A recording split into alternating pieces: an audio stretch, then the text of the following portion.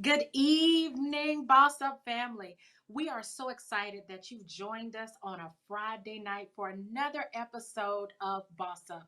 Listen, this is Hope TV. We are the House of Hope Atlanta. Dr. E. Dewey Smith Jr. is our pastor, and we believe that life with God is better in every way, every day. First of all, we want to thank our producers and all of those who work with our marketing team to make Hope TV possible. In addition, we want to thank you, our viewers. You've been hanging out with us since March of this year, and we don't take it for granted. Thank you, thank you, thank you. Will you do me a favor? Share this on all of your social media platforms so all of your friends who are business leaders and professionals can enjoy this amazing content. On Boss Up, we never disappoint. We have an exciting topic for you tonight. We're going to talk about the value of the black dollar. And we've talked a little bit about this before that the pandemic has been especially traumatic for us as African Americans because it's not just a pandemic in the sense of our wellness, but it has been a triple pandemic for us because we're dealing with not only COVID 19, but we're also dealing with racism and economic disparity. My position is that there is a racial wealth divide in this country. Y'all know we keep it real on Boss Up. I'm just going to tell it like it is. The Brookings Institute conducted research on this very subject and found that at $171,000, the net worth of a typical white family is nearly, listen to this, 10 times greater than that of African American families. And this research study was done in 2016. So I would think that that gap has even widened as of 2020. So we want to talk tonight about the value of the black dollar with someone who is qualified. I mean, qualified to have this conversation. We've been trying to get Mr. Bailey, Jay Bailey, on Boss Up since March. Seriously. And so we're really excited that he's with us tonight. Just want to share a little bit about him. He's a thought leader, he's an entrepreneur, and an emerging philanthropist. He was recently named the CEO for the Southeastern region of Operation Hope, a global nonprofit organization focused on economic empowerment. See, I told you, he is equipped to have this conversation with us. Under his leadership, Hope Southeastern region grew from a single person operation in 2007 to 19 offices by 2015, helping more than, listen to this, 160,000 youth.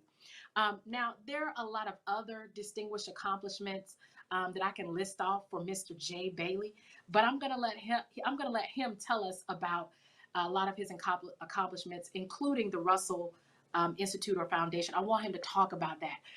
So, Mr. Bailey, we've been trying to get you for 8 months. Will you say hello to the Boss Up family? Hey, Boss Up family, this is Jay Bailey coming to you live and direct from the west side of Atlanta at the H.J. Russell Center for Innovation and Entrepreneurship. I've known about the House of Hope for a long time. Corey Smith, your leader's little brother, went to UGA with me, used to sleep on my couch. So I've been a part of this family for a while.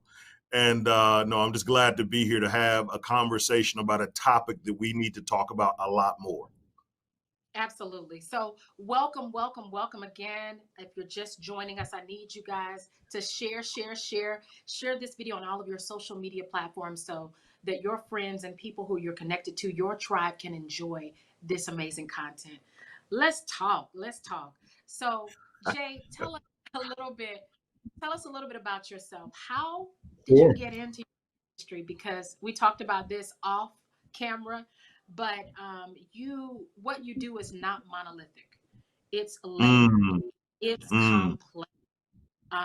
And so I want you to tell us, how did you get into this? Sure. I mean, I think my story starts in South DeKalb County. I'm born and raised Decatur. I'm the guy that started his first business at 12. I bought my first house at 19. I made my first million by the time I was 24. But because I didn't have good money role models, I didn't have boss up networks. Wow. I went from living in a 10,000 square foot home in Country Club of the South to literally being homeless, sleeping in a 9x9 storage unit on Mountain Industrial Boulevard in Tucker, Georgia. It was at that point I realized by the world's standards, I had been successful. The cars, the clothes, the houses. I was successful, but I had zero significance. And I had done nothing to put a dent in this world. I could spend $10,000 in the club balling out like all the TV shows told me that I was supposed to do as a young guy with money. But there was no scholarship in any of my family members' names. I had a series of losses, and I'm a firm believer that loss creates leaders. Uh, from 1996, when I lost my mom, my sophomore year of college, every year for the next 10 years, I was losing someone really close, be it my college sweetheart, my mother, buried all of my grandparents, a best friend, a first cousin, lost to gang violence. So money became my crutch because everybody assumes your life is perfect. When your car is nice and your house is big and your life is Yes. big, everybody assumes everything's perfect. So it was a perfect hiding place for a kid like me who was utterly depressed, to dive into the money and that be the only focus. When all of that was taken away and I was stripped to nothing again, the calling of significance really weighed heavy. You talked about my experience at Operation Hope. 3 years after being homeless, literally, I went to my first interview. I didn't even own a car. And within 3 to 4 years, after my 7 years, 8 years of service there, we were a global organization with operations in 10 countries. I retired 4 years ago from Operation Hope, and made my wife a promise. Wait, wait, wait. Hold on. Hold on. Now you don't look too far from me. Reti- Yeah, no, Retire. I was done working because I Oh knew, my. similar to your point, I had an epiphany similar to what I had when I was in that storage unit that I just talked about. We had our largest event to date. We hosted Bill Clinton here in Atlanta, maybe 30 or 40 Fortune 500 CEOs for our global economic summit. The world was clapping. I was an advisor to Barack Obama. I was receiving all these awards, getting a lot of applause for the work that we were doing. But I found myself at 2 in the morning in our offices crying my eyes out. Why? Because I was looking at the city that I was from, and the graduation rate for young Black men at that point was 37%. I was looking at the skyline in Atlanta, 54% African American, Black leadership for 40 years, the city that I'm from and that I rep almost every day. I looked at that skyline from north to south, and I didn't see a single building that was owned or controlled by somebody that looked like me. We needed less. I didn't think that we needed another corporate executive or a nonprofit leader. We needed more wealthy Black people to start balancing out that equation. Yeah. I had enough belief in myself to go into business, to start a company, to try to generate generational wealth. I made a very strong promise to my girlfriend that would become my wife. It was dramatic. We were down by the riverside. We held hands. We prayed over it that I'd never get another job again. That I would work it out. I would find and control my own destiny, make our own way, create our own wealth for generations we would never meet. She and I started a private foundation, the Phoenix Leadership Foundation, and I started a logistics company. And we were on our way until this opportunity came about. And there are very few times in life where you get to be a part of something that you know will outlast you. And there are even Yes. rarer moments where you get to be a part of something that could potentially change the course of history. And to give a little background for the listeners out there, if you're in Atlanta, you have to know the name H.J. Russell. If you're Yes. Black in Atlanta, you have to know the name H.J. Russell. This is Absolutely. the gentleman that helped underwrite the civil rights movement. When they would not let Black people live north of Peyton Road in Atlanta, he and 6 other families bought a cattle farm, built a community patterning after a Black Beverly Hills so Black people could have a dignified place to live. Our mayor, History. Keisha Lance Bottoms, literally grew up in Collier Heights, and almost every mayor in Atlanta has come from that region because they had the examples of what success looked like and the belief that they could do it because of this neighborhood, Collier Heights, that was built that spawned the whole Southwest Atlanta movement for this concentration of Black wealth. He had a pool in his house in the 40s, a Black man, and a tennis court. Yes. Where a young Martin King, before he was Dr. Martin King, used to swim and talk about how he wanted to change the world. When 100 students got locked up with the only real unrest we had in Atlanta during the civil rights movement, they made one call and one man bailed them all out. He integrated the Chamber of Commerce at the city level and the state level, creating a pathway for Black people to do business. Built Yes. half of our skyline. And if you look and think about the building that we're on, my latest passion project, my assignment, I don't even want to call it a job, it's an assignment. Yes. Think of a Black man 70 years ago, standing about 5'10 with a severe speech impediment, who had created at one point the fourth largest African American owned business in the history of America, right here in Atlanta. But that man, 70 years ago, building a headquarter building that is a full city block wide and 50,000 square feet.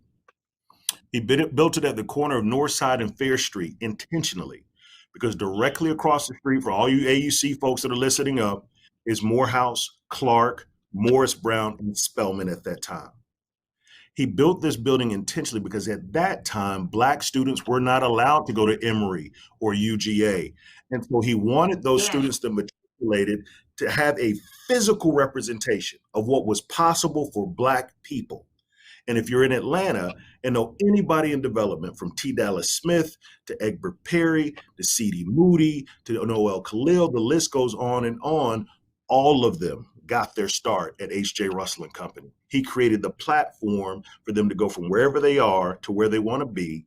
So what we're doing, Pastor, is not new. Mr. Russell was creating an incubator and an accelerator back then.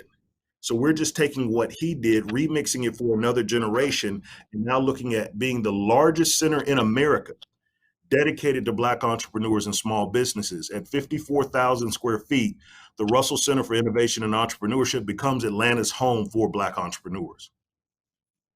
Let me say this. This theme keeps coming back on Boss Up. First of all, I'm enjoying the conversation so far, and we're only like 5 minutes in, but this theme keeps coming back, that there must be a why to your work. We talked to multiple Mm, on Boss Up, and all of them say the same thing. There has to be something within you, an inner conviction that resonates with what you do every day, and then it's not work anymore. It yep, becomes it becomes something that helps, like you said, generations beyond you. So I kind of gotta shift gears a little bit, because when I hear you speak, all I hear is about just the success that you have garnered and the wealth that you've amassed and the upside, right? But mm-hmm. we want to definitely help people understand, and this is Brene Brown, not mine. If you want to dare greatly, you're going to get your butt kicked. Oh, So absolutely. I hear you talking about is the journey of someone who dared greatly, from that storage unit to what you do now and just your journey. I want to know, what have been some of your greatest challenges doing this kind of work, and how did you Certainly. overcome? Just give us a few. I know you got a laundry list, but just give us a few. Yeah, I got a laundry mat full of those, but I'm a firm believer. When I talked about loss creates leaders, I think it's a real thing. And I think Yeah, far too often we take standing upright for granted. And we always are looking forward, we're never looking up. But when you are flat on your back and life has put come you on on. your back, the Yes, only place you can look when you open your eyes is up. And if you've not been on your back, I'm not sure if you've ever truly seen the sun. And so to go from being homeless, from literally living in a mansion to literally living in a homeless, a 9x9 storage unit, with a black and white 9-inch television to keep you company, to hearing the kind of toxic language about, why don't you get a job? Why don't you do yes, something regular? Or even building this center. We've heard the feedback, it'll never work.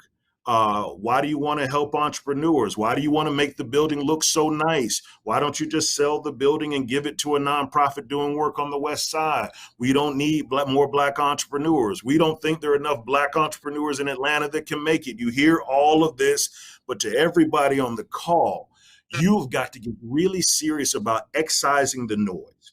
And one of my mantras is, you have got to work really hard on mitigating and reducing the number of people that you have to ask permission to be successful. You got to wait, eliminate, wait. That's tweetable. That's tweetable. I gotta but stop. it's real. Repeat It's that. real. Repeat. Can You you have to repeat that? mitigate reduce, or even eliminate the number of people that you must ask permission to be successful. It's If you major. got to talk to the bank and a manager and your friend and an investor and a supplier and 10 other people, they have to all say yes for you to live out your dream. It is time for you to start working on eliminating those to where now you control your own destiny, and the only person that gets in your way is you. I think that far too many of us, when we're on our trajectory for success, we hear the noise. Worse yet, we listen to the noise, we internalize it, and it becomes doubt. As Black people, we have this inherent thing around. If you want to start a business, I see a beautiful plaque on the wall, Pastor, that, yeah, you went and got that great education at Emory. Baby girl, why don't you go get you a good job? Well, why you want to be a pastor? Why you want to go and get that PhD? You know, all of this stuff around what we cannot do, this lack. Come on. It's And real. we have to break through it, because there's another perspective, there's another paradigm, there's another way of looking at what do we own and what do we control. And we've got to get a better relationship with understanding ownership. We've got to start to understand and see value in our own reflection again. Because right now, I'll tell you guys, and this may step on toes out there, right now, almost always, the only value add proposition for success is how far we can move away from our community. And that part hurts, because we don't see the value in our soil, our resources, our communities, our schools, our amenities, our developments, our neighborhoods. If I get it big and strike it big, I'm moving to Buckhead to get the big house up there. I did it myself. I made money and I moved to Alpharetta or St. John's Creek or whatever it's called now, because in my mind, the perception of success and proximity to power was more important than actually wielding it in my own community.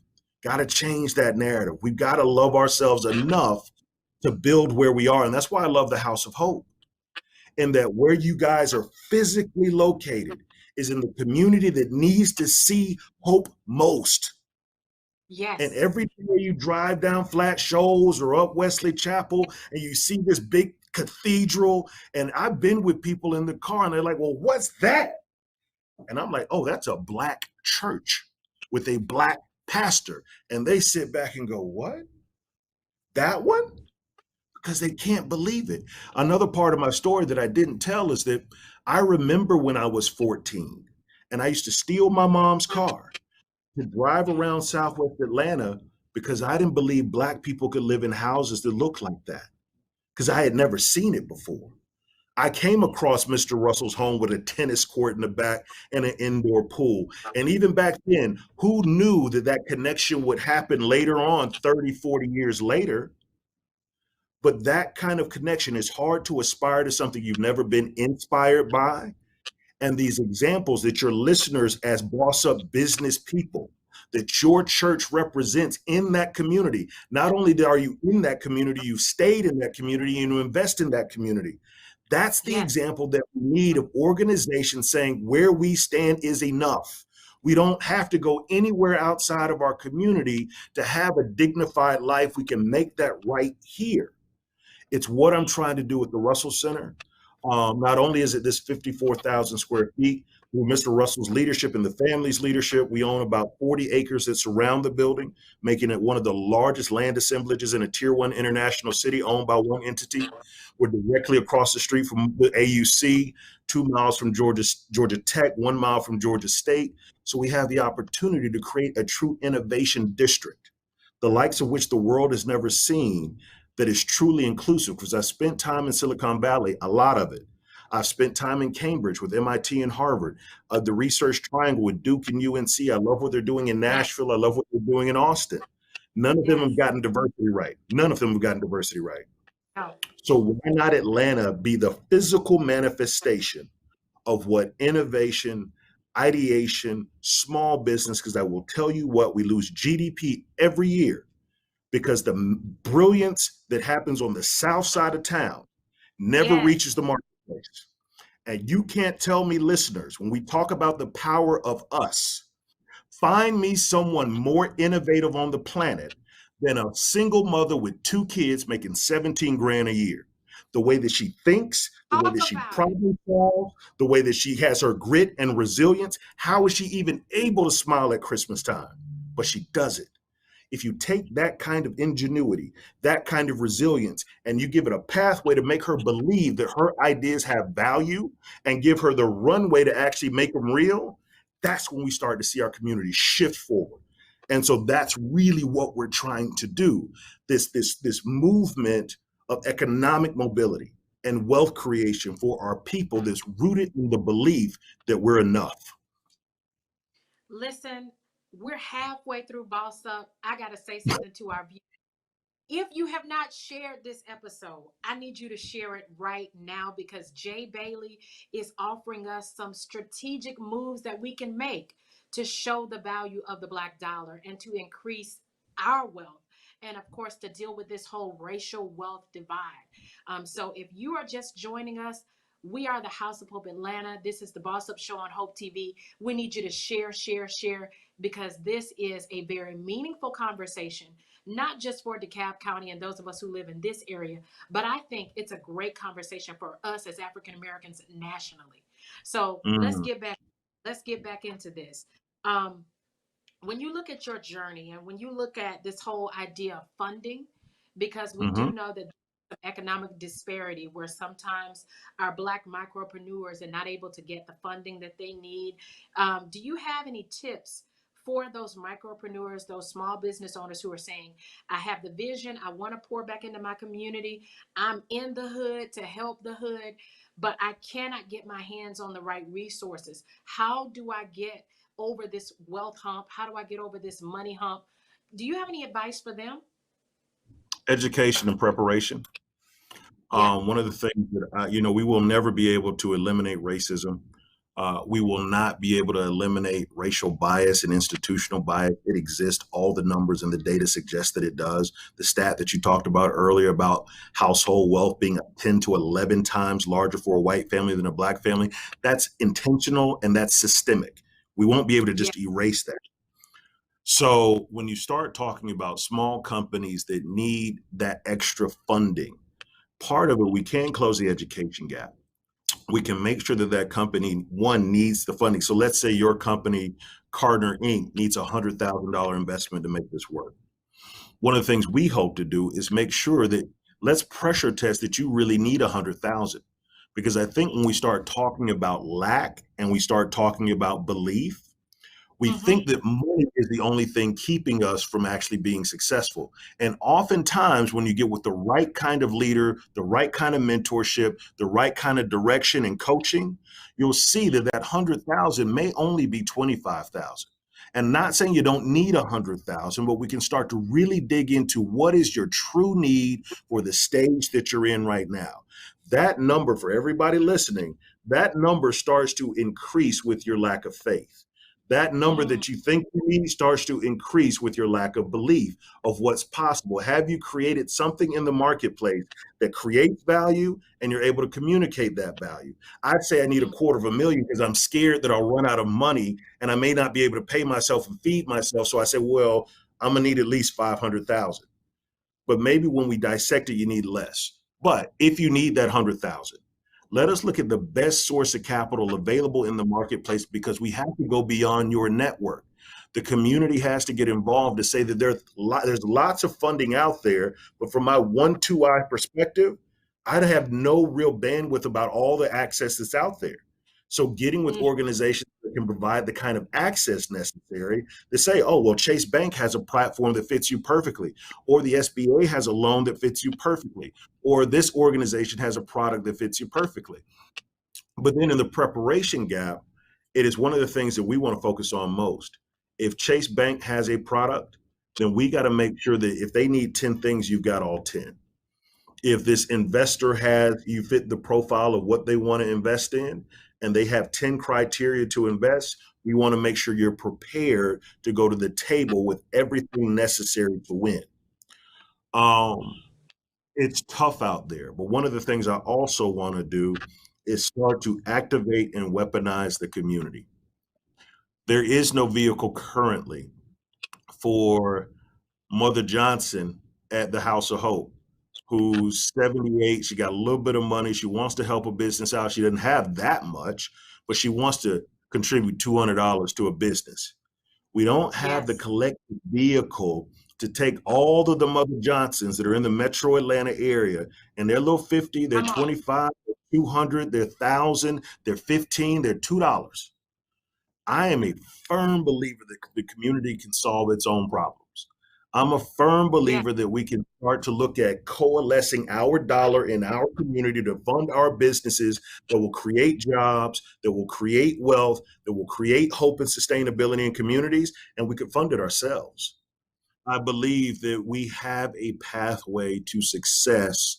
We have an ability to right the wrongs and combat institutional and systemic things that keep us down. If those things are designed to keep us down, then we can get design things that are absolutely focused on pushing us forward, that come from the community, by the community, for the community. It's what I love about the Russell Center. It's not like some big philanthropy dumped the center in the hood. It's not that, some big corporation donated some money and we started this thing. We own the building, we built the curriculum, we own the dirt. It's for us, by us, in the community, by the community. And that kind of symbol of hope, House of Hope, the symbol of hope that we want to be, it's the same narrative. How can we present for our people the belief that all things are possible? What you guys do at the church is very similar to the work that I want to do with the Russell Center, because even at its face, just having the symbol of what hope looks like, the House of Hope, with the Come on. home for Black entrepreneurs, that's at least where we start, because far too often we think about curriculum before we think about community and culture. And we think that we can program our way out of poverty, and that's not really how it works.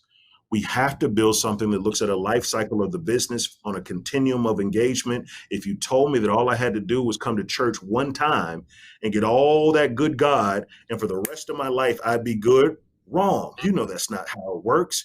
Every Sunday, No. every Wednesday, calling on Tuesday, talking to your best friends, all of that is a part of the community culture and covenant that it means to be a church member and a Christian. You need that whole picture. You need that whole picture for salvation. And if we're talking about entrepreneurs, it ain't just about just a course. You need the community, the culture, the covenant, the coaching, the peer interaction, the relationships, the access.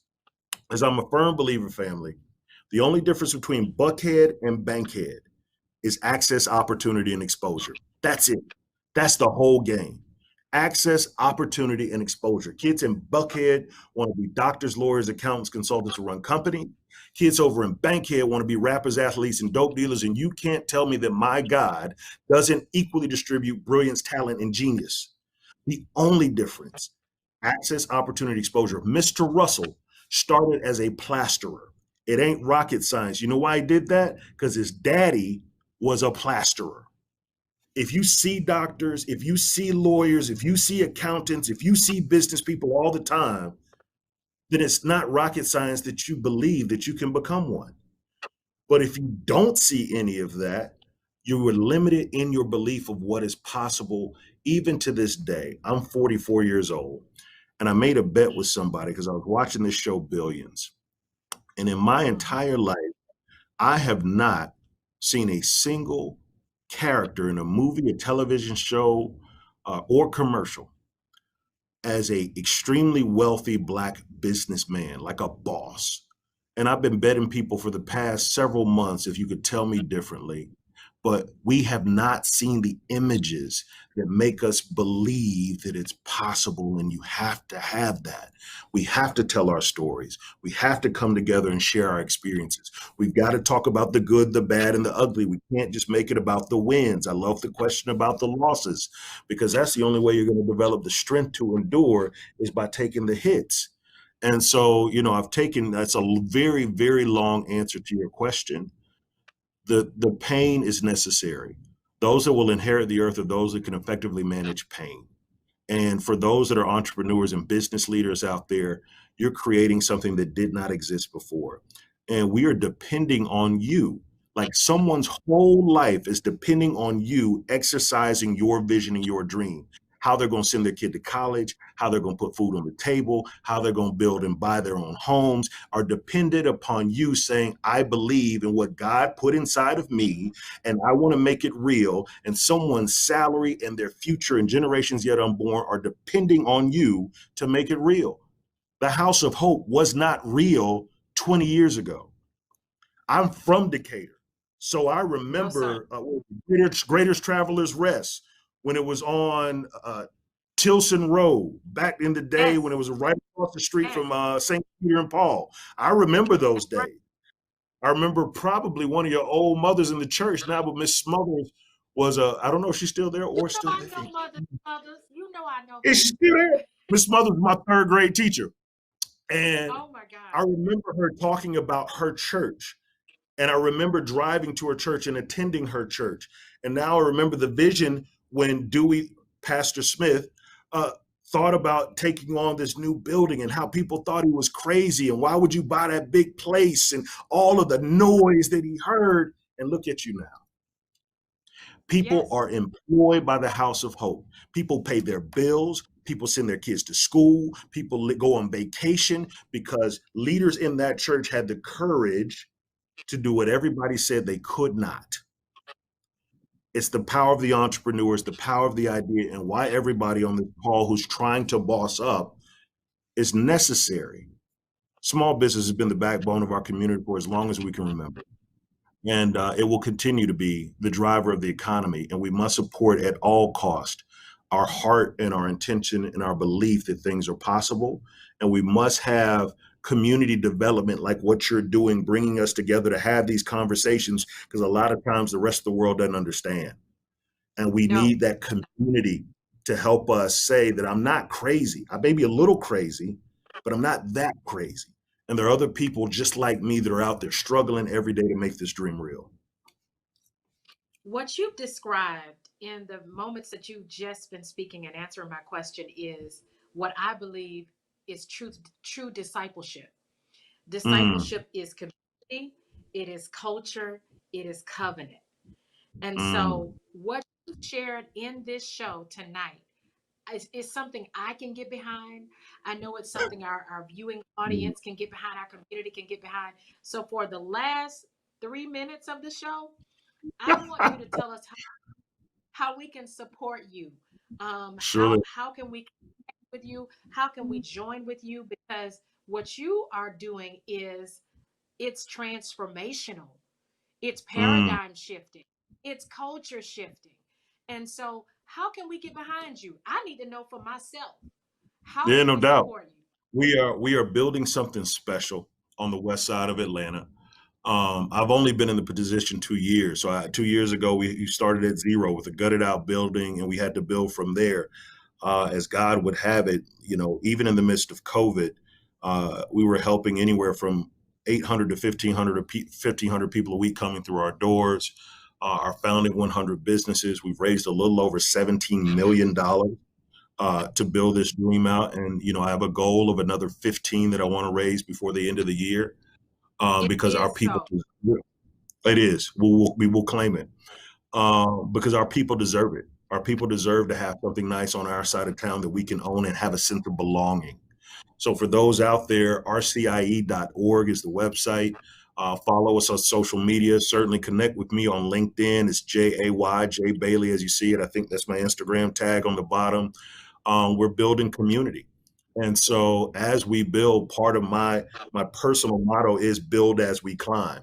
And we are certainly building as we climb. But my other mantra that I live by is plant seeds that will grow trees whose shade you may never sit under.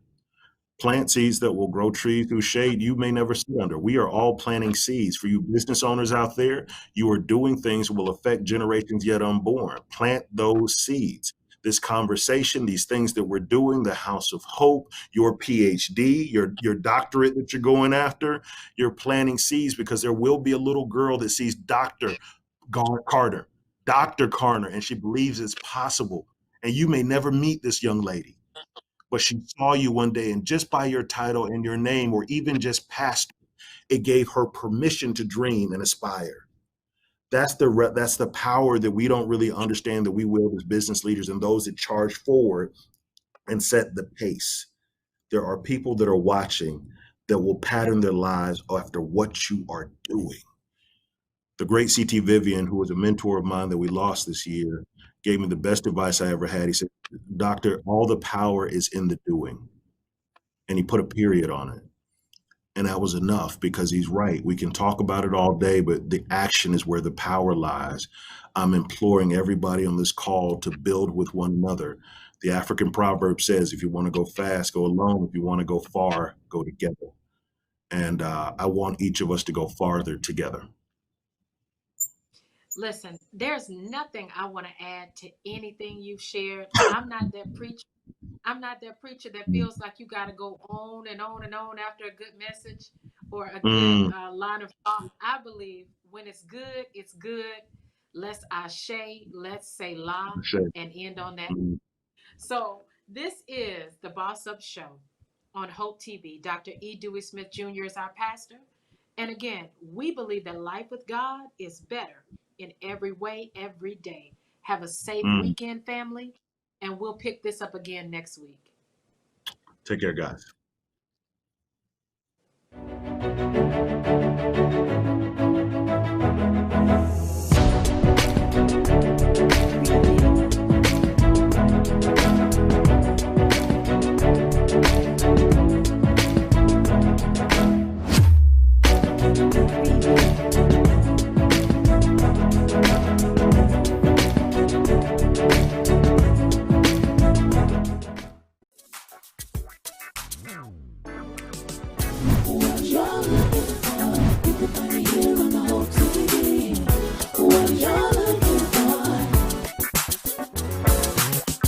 What you're looking